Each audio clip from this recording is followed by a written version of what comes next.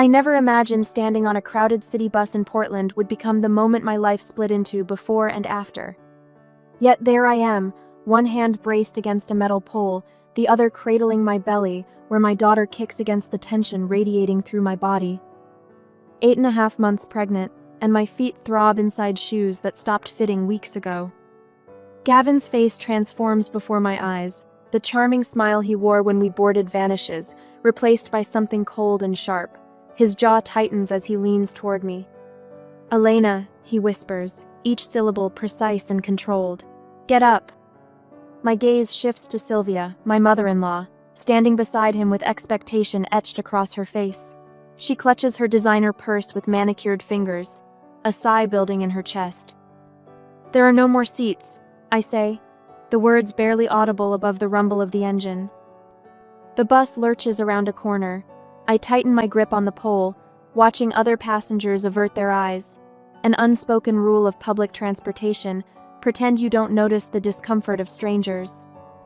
My mother needs to sit down. Gavin's voice drops lower. That dangerous tone I've learned means consequences later. Stop being so selfish. Selfish, the word he uses whenever I fail to anticipate their needs. I'm fine standing, I offer, though we both know I'm not.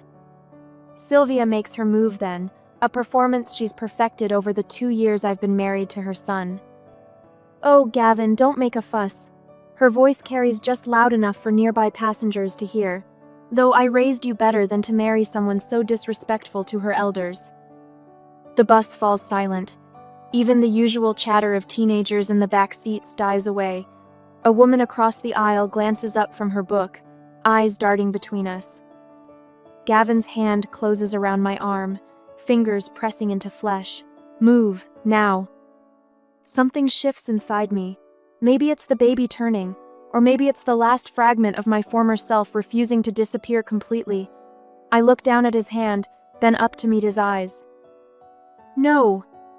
The word hangs between us, small but solid. His grip tightens. "You're making a scene." "You're hurting me," I say, no longer whispering. An older woman stands from her seat 3 rows back. She moves with the deliberate confidence of someone who spent decades making difficult decisions. Silver hair frames a face lined with experience, her eyes clear and direct. "Take your hand off her right now." Her voice cuts through the tension, brooking no argument. Gavin releases me, but his eyes promise retribution. "This is between me and my wife," he says, summoning the charming smile that won over my friends, my family, my heart. The woman doesn't smile back. Not anymore, it isn't. The driver catches my eye in his rearview mirror. With a decisive movement, he pulls the bus to the curb and turns in his seat. "Ma'am," he calls to me, ignoring Gavin completely. "Do you feel safe going home with them?" The question strips away years of careful pretending. I see myself reflected in the concerned faces around me, a pregnant woman being bullied on public transportation.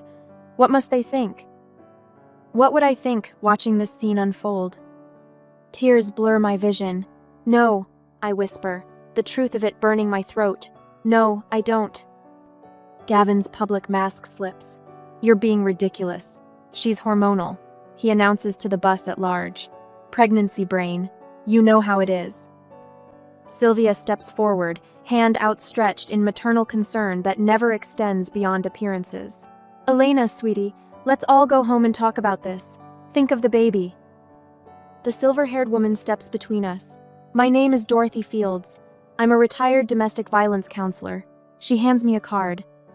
"And I don't think you should go anywhere with them." "This is absurd." Gavin's voice rises. "Elena, if you don't come home with us right now, there will be consequences."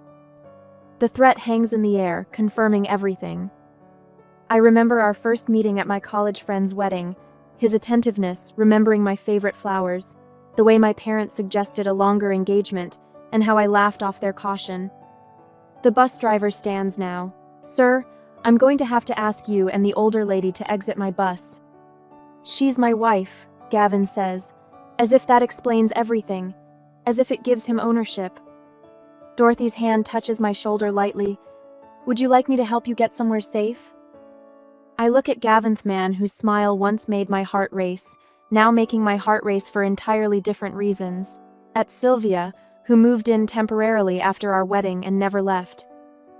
"I'm not going home with you," I say, my voice steadier than I feel. When I turn away from them both, something inside me stands a little straighter. The baby kicks, strong and insistent, as if applauding. 20 minutes later, Dorothy's fingers tremble slightly as she secures the deadbolt on her front door. The electronic beep of her security system announces our safety with a mechanical certainty I find oddly comforting. "Tea?" she asks, moving toward a kitchen that smells of cinnamon and sage. I ease my swollen body onto her floral sofa, my hand automatically moving to cradle my belly. "Yes, please." The afternoon light filters through lace curtains, casting delicate patterns across a living room filled with books and photographs. No cameras in the corners, no motion sensors disguised as smoke detectors.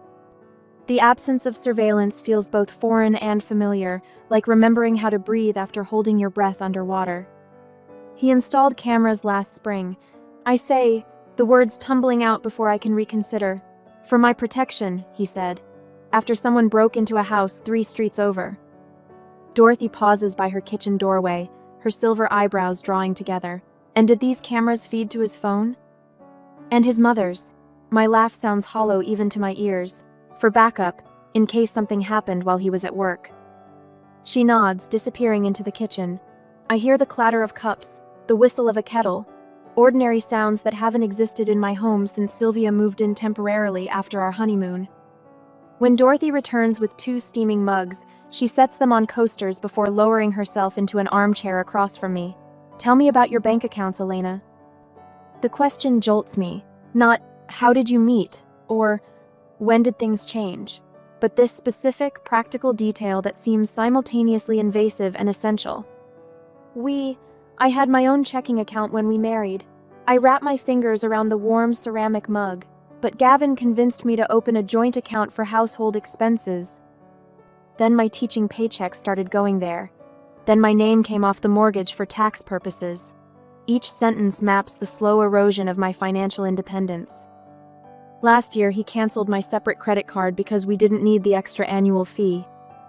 Dorothy doesn't write anything down, but her eyes never leave my face. "Your phone?" Always on the family plan. He gets the detailed call logs. I take a sip of tea to disguise the tremor in my voice.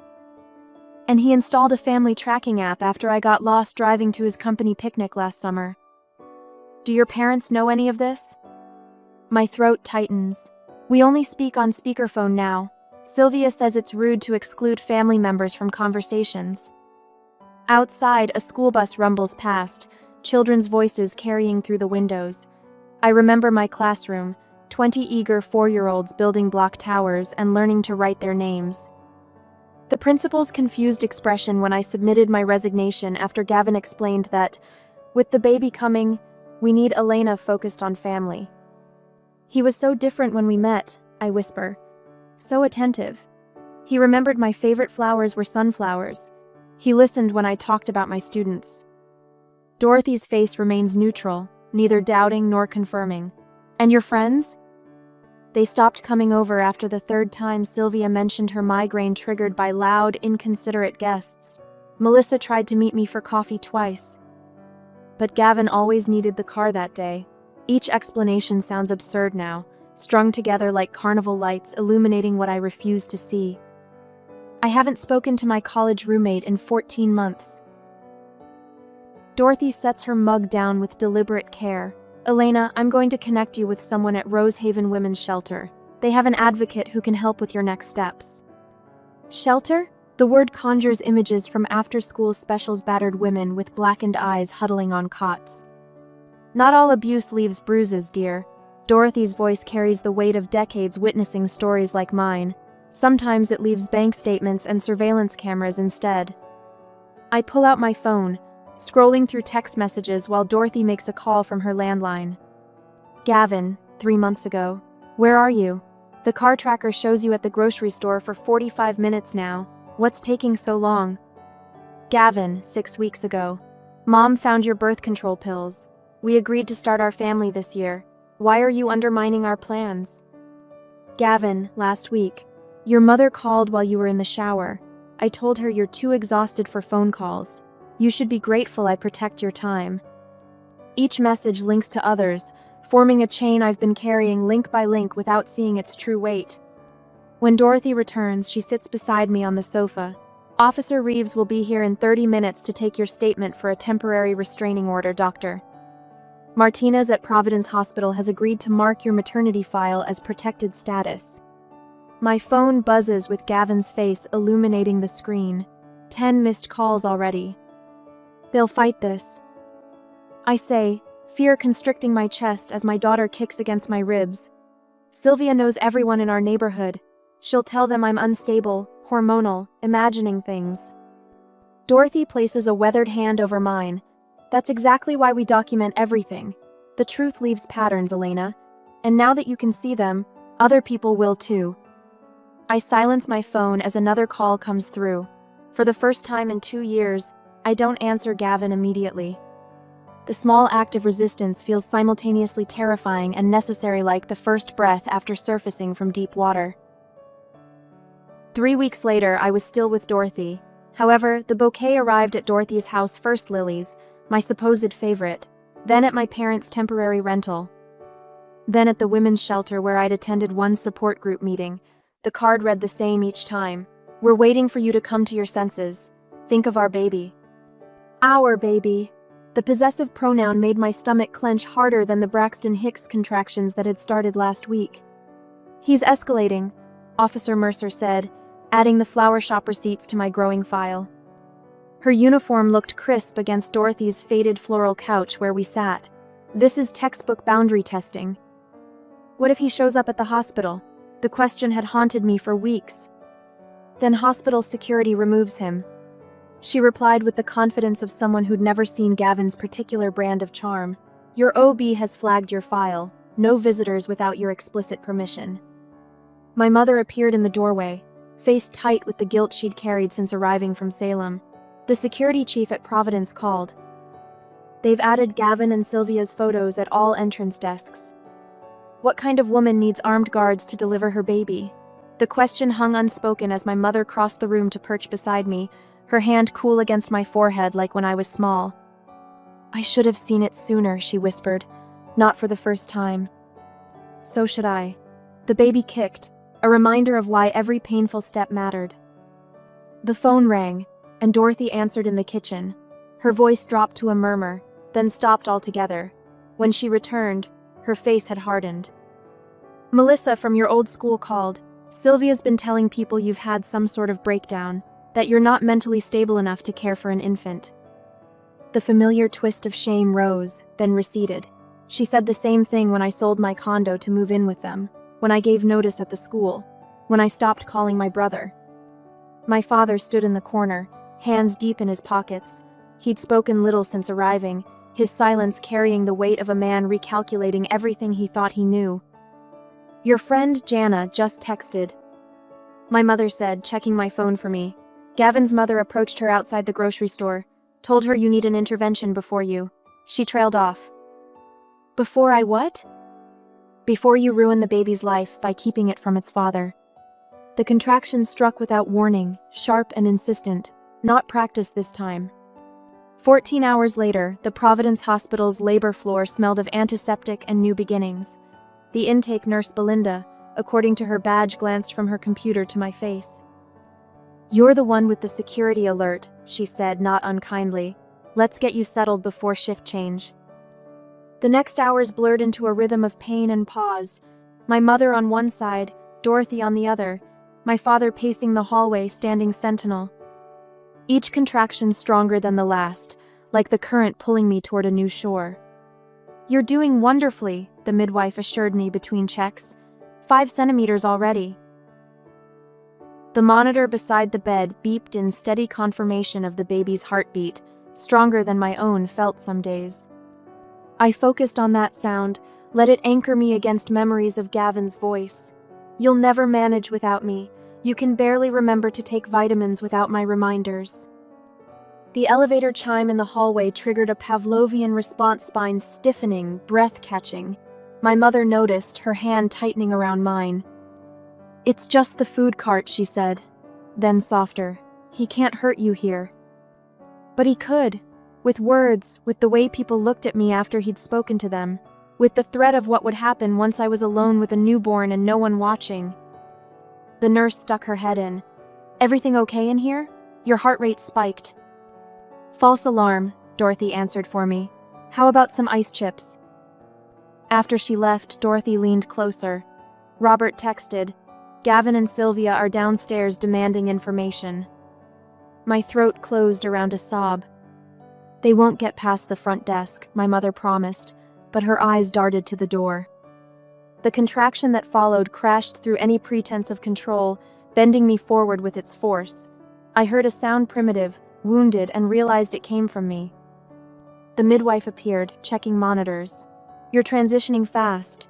Let's see where we are." Her examination confirmed what my body already knew. No turning back now. 8 centimeters, she announced. "Let's get the delivery team in here."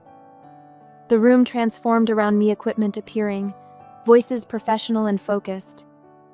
The head nurse, Sean, older woman with salt and pepper hair cropped, short, took command with the ease of someone who'd seen every possible complication. "Margaret, help her with breathing. Dorothy, you're on ice duty. And Mr. Patterson," she called to my father in the doorway, "security just called up. You might want to join them downstairs." My father's face hardened into something I'd never seen before. He disappeared without a word. "Focus on me," the midwife instructed as another contraction began. "This baby's coming quick." Through the haze of pain, I heard raised voices in the hallway, first distant, then closer. A woman's voice, practiced in righteous indignation. "That's my grandchild. You have no right to keep me from my son's child." "Sylvia." The nurse hit a button beside the bed. 2 security officers appeared outside my door within seconds. "It's handled," the nurse assured me, but I couldn't stop shaking. What if they take her? The fear escaped before I could contain it. What if a judge gives them? "Not today," Dorothy interrupted firmly. "Today, you make the rules." The next contraction silenced everything except the overwhelming need to push.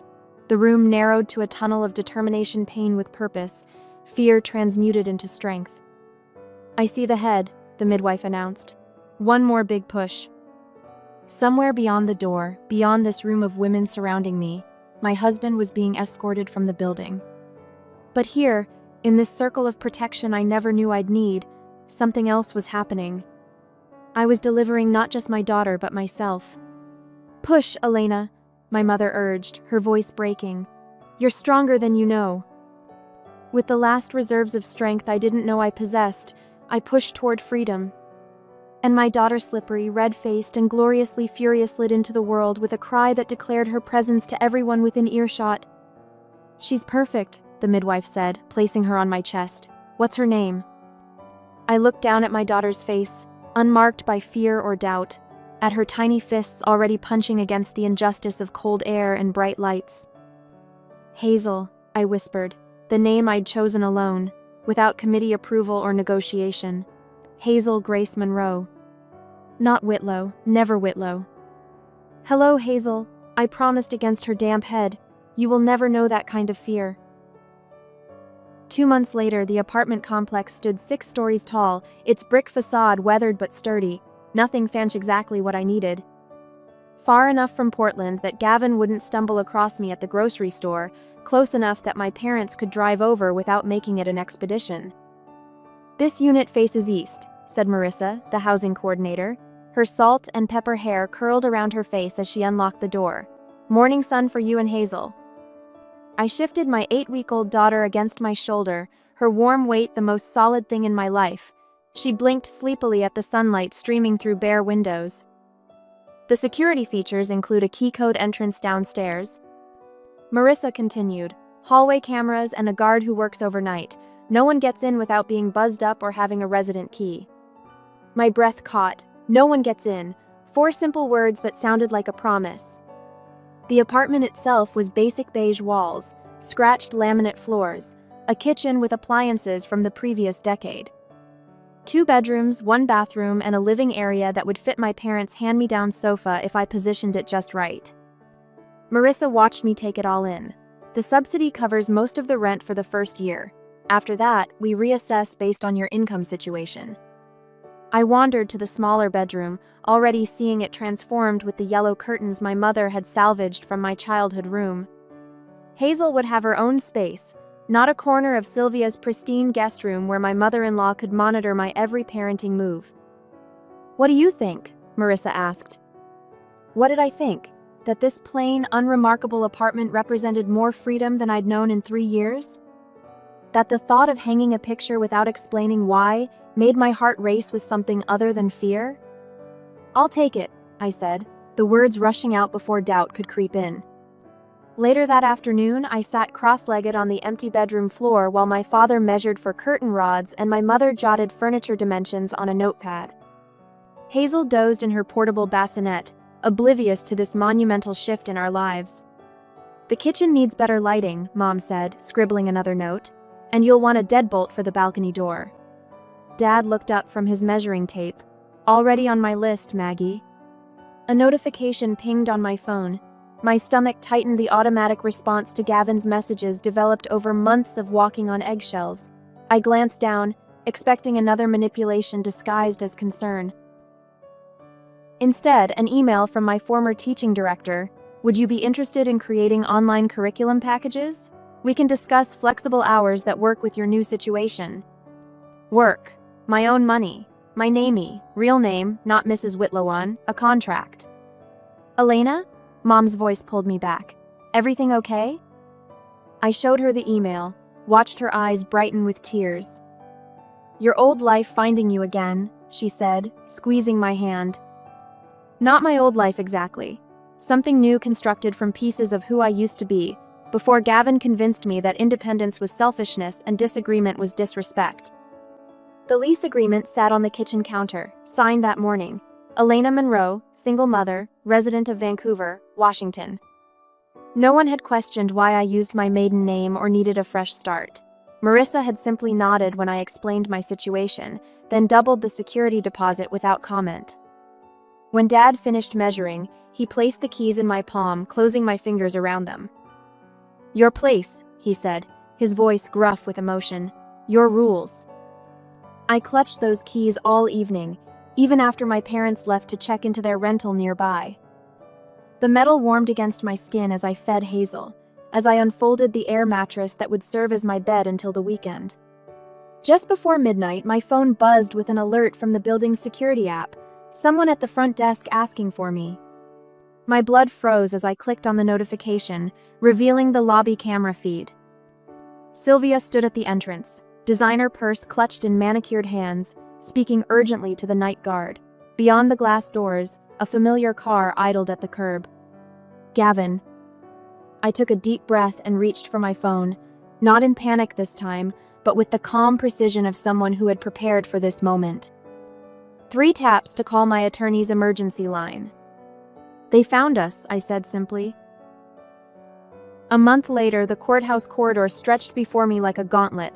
I adjusted Hazel against my shoulder, her weight both grounding and fortifying. My attorney Thomas squeezed my elbow, his voice a steady anchor. "Remember, speak only to the judge, no matter what they say." I nodded, feeling the now familiar steel replace the butterflies in my stomach. After months of preparation, today would determine our future. Inside the courtroom, Gavin sat with perfect posture at the defendant's table. His dark blue suit, the one he wore to important business meetings, looked freshly pressed. Beside him, Sylvia dabbed at her eyes with a monogrammed handkerchief, her silver hair styled in the immaculate bob she maintained weekly at her salon.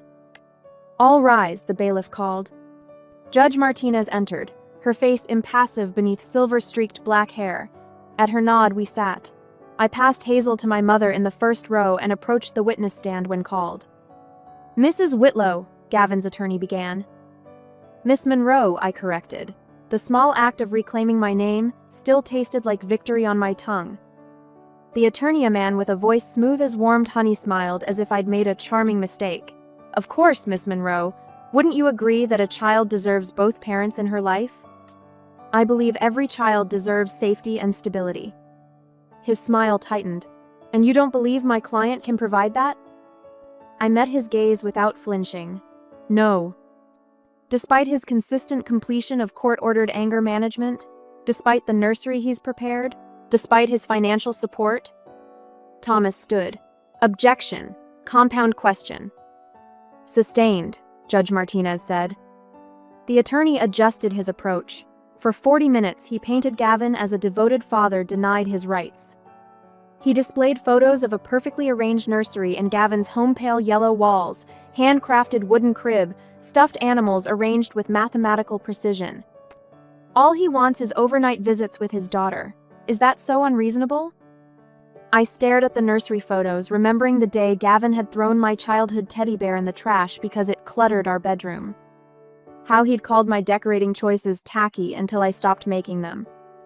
That nursery wasn't created for Hazel, I said. It was created for this courtroom. Gavin's face darkened. Sylvia whispered something in his ear. When Thomas took over questioning, he started with the bus incident. Can you describe what happened that day? The memory flooded back, the crushing fullness of my pregnant belly, the ache in my swollen feet, the press of Gavin's fingers on my arm. I was 8.5 months pregnant. Gavin demanded I stand so his mother could sit down. When I refused, he grabbed my arm hard enough to leave bruises. I pulled back my sleeve, revealing a fading yellow mark. This is from last week when he accidentally grabbed me during a supervised visit. Murmurs rippled through the courtroom. Judge Martinez called for order. Why did you never report these incidents before the bus confrontation? I looked directly at Gavin for the first time. Because he told me no one would believe me, that I was too emotional, too hormonal, too sensitive. After a while, I believed him. Thomas presented my evidence methodically.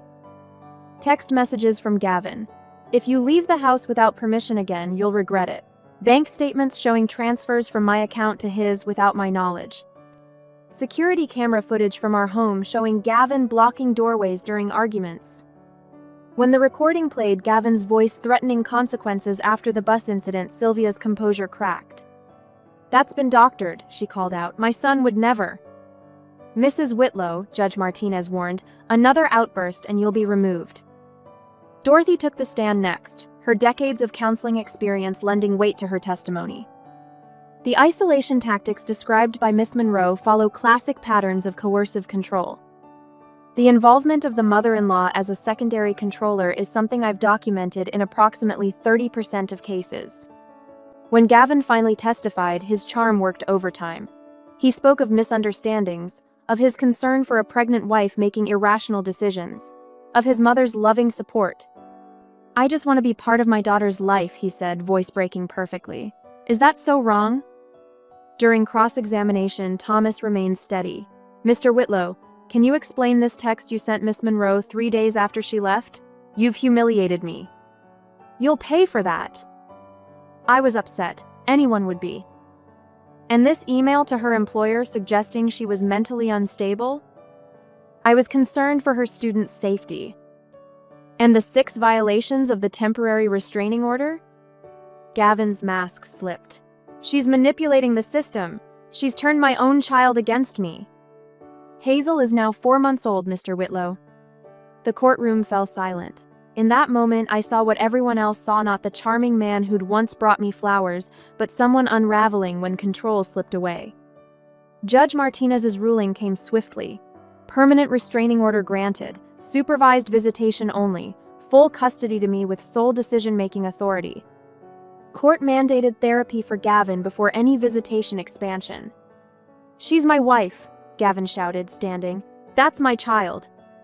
The judge's response cut through his protest like a blade through silk. Mr. Whitlow, she is not your property. As I walked out with Hazel secure in my arms, Sylvia's voice carried across the emptying courtroom. This isn't over, Elena. I didn't turn around. For the first time since stepping off that bus 8 months ago, I believed her threat held no power. It is for me, I whispered to my daughter. It is for us. A year later, the golden afternoon light spills through the kitchen window of my apartment, catching in Hazel's auburn curls as she toddles toward me with arms outstretched. Her first steps came 3 weeks ago, a moment of triumph I captured on my camera now, used for memories worth keeping, not evidence worth fearing.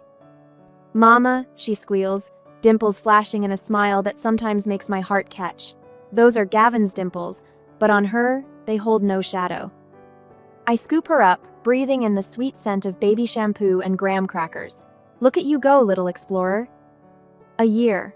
One full trip around the sun since Judge Winter's gavel came down with the finality I'd craved. 1 year of rebuilding what was mine. The apartment hums with afternoon quiet. A vase of yellow daisies brightens the kitchen counterflowers I bought for myself, with no hidden message attached. My teaching materials spread across the dining table, colorful and ordered, evidence of the curriculum contract I completed last night for a preschool in Beaverton. The doorbell chimes and Max lifts his golden head from his spot by the couch. My parents' familiar knock follows no unexpected visitors in this building, thanks to key-coded access and a night guard who knows every resident by name. "We come bearing dinner," Dad announces, holding up a casserole dish while Mom kneels to receive Hazel's enthusiastic greeting. Neither of them glance around with worried eyes anymore, scanning for signs of my distress. We've moved beyond rescue. "You're looking bright today," Mom says, touching my cheek with a gentle hand. Therapy day. I smile, pouring coffee into the mismatched mugs I've collected. Small rebellions against Sylvia's insistence on matching everything. "Doctor Kaufman says we're focusing on future plans now, not just past healing." The appointments that once left me drained now send me home lighter, as if releasing ballast I never knew I carried. Dad nods, understanding without words. "Your brother called. He and Carla want to visit next month." Another piece fitting back into place. James had been bewildered by my sudden withdrawal during the marriage, hurt when invitations were repeatedly declined with thin excuses. Now our conversations flow naturally again, even across the miles. After dinner, when Hazel sleeps and my parents have returned to their nearby rental, I settle on the small balcony with my journal and a cup of peppermint tea. The pages no longer detail injustices or catalog incidents. Tonight, I sketch rough plans for a weekend trip to the CoStore first real vacation. My phone buzzes with a text from Dorothy. "Workshop went well. 3 women asked for your resource guide. Coffee Tuesday?" I smile, typing back confirmation. The guide began as notes for my Selford flags I'd missed, resources I'd found, steps toward freedom. Now it helps others find their way out of shadows similar to mine. The court-mandated visitation report sits on my coffee table. Gavin's therapist notes, "consistent improvement," and growing awareness of boundary issues. His last supervised visit with Hazel included no mention of Sylvia, no subtle digs about my parenting, no passive-aggressive gifts intended to undermine me. Small steps, observed with my cautious approval but without the old fear. I write in my journal, "Freedom isn't just about escape. It's about building something worth staying for." The evening breeze carries the scent of my neighbor's grilling dinner and distant laughter from the courtyard below. Normal sounds, safe sounds. Tomorrow, we'll ride the number 42 bus across town to visit the Children's Museum. The same route, the same driver who once helped change the course of my life. I'll sit anywhere I choose, and when someone offers me a seat, I'll say thank you or no thank you without explanation. Because I can.